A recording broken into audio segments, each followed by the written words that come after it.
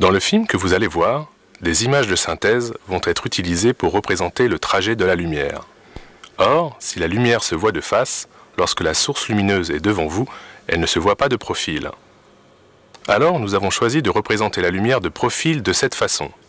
Et comme la lumière n'est pas instantanée, mais qu'elle se déplace, nous la ferons avancer de cette manière. Bien sûr, gardez en tête qu'ici, la vitesse est considérablement ralentie. Bon film!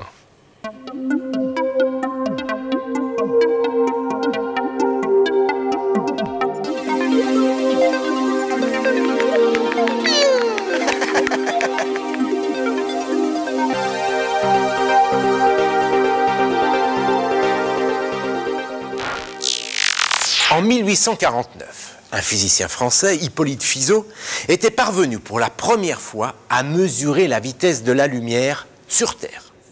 Grâce à un dispositif ingénieux, il l'avait estimé à 315 300 km par seconde.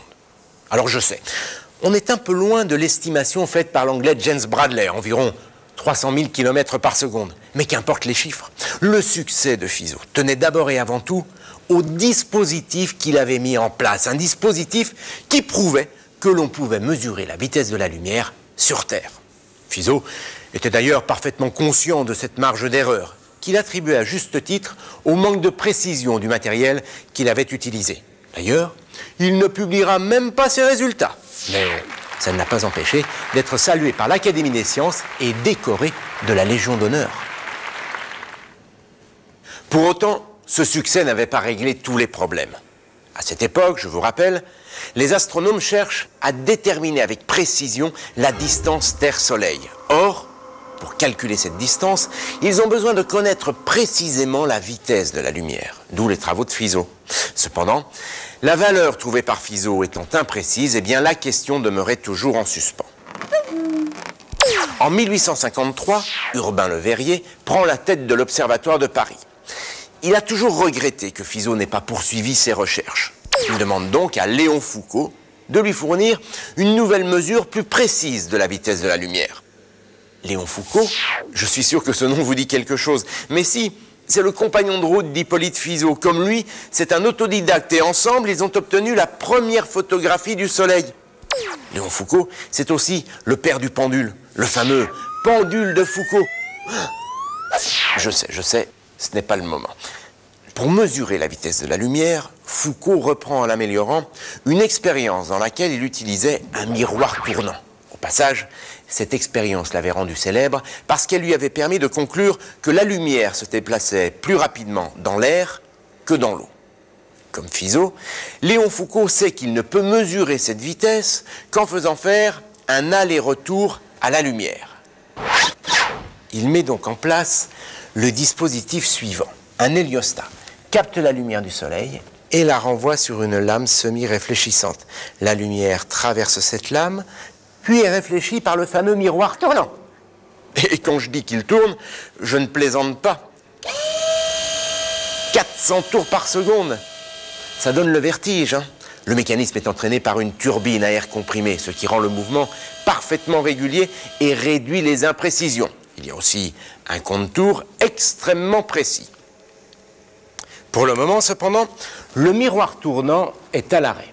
Dans cette position, la lumière est dirigée vers un premier miroir fixe, puis vers un deuxième, un troisième, un quatrième et enfin un cinquième miroir conçu et orienté de telle sorte qu'une fois la lumière arrivée ici, elle repart en sens inverse en suivant exactement le même chemin jusqu'à la lame de verre semi-réfléchissante qui dirige alors la lumière vers un oculaire. En partant du miroir tournant et en y revenant, la lumière parcourt très exactement 40,4 mètres. Le dispositif comporte également une mire graduée située ici. Cette mire a été réalisée par Gustave Froment, celui-là même qui a travaillé avec Fizeau.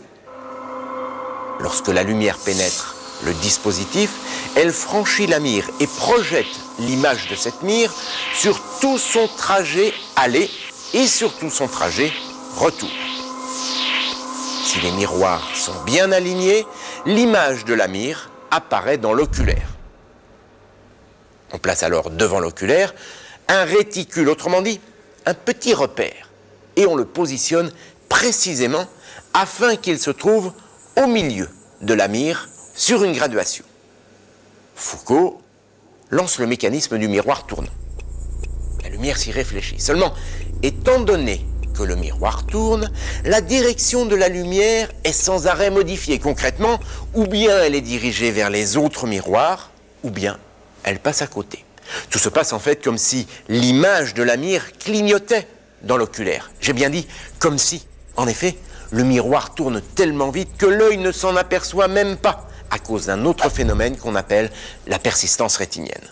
Alors à quoi lui sert tout ce dispositif? Eh bien, observons au ralenti ce qui se passe au niveau du miroir tournant.